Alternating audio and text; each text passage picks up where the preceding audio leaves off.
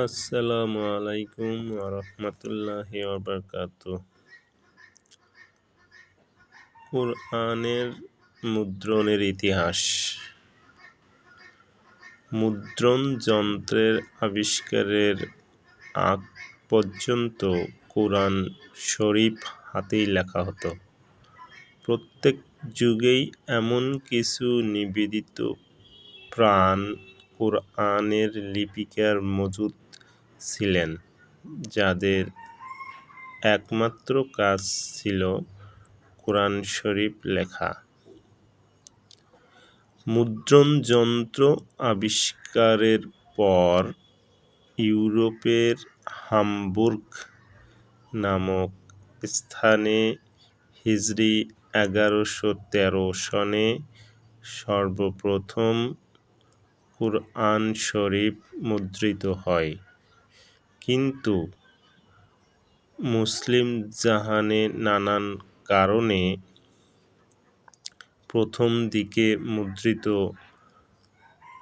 কুরআন শরীফ তেমন একটা গ্রহণযোগ্য হয়নি।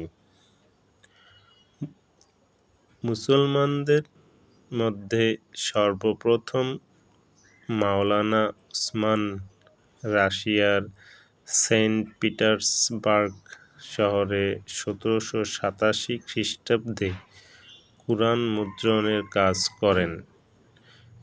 প্রায় একই সময়ে কাজান শহর থেকেও কুরআনের একটি নুসখা মুদ্রিত হয়।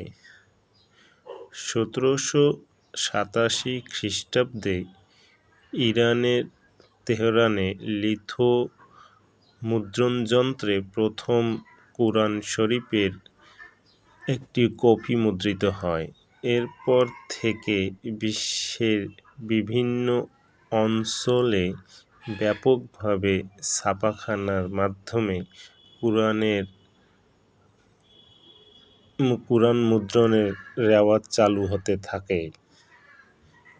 মুদ্রণ যন্ত্রের আবিষ্কারের আগে কুরআনের আয়াতসমূহ সাধারণত পাথর, শিলা, শুকনো চামড়া, খেজুর গাছের শাখা, বাঁশের টুকরা, গাছের পাতা এবং পশুর চামড়ার উপর লেখা হতো।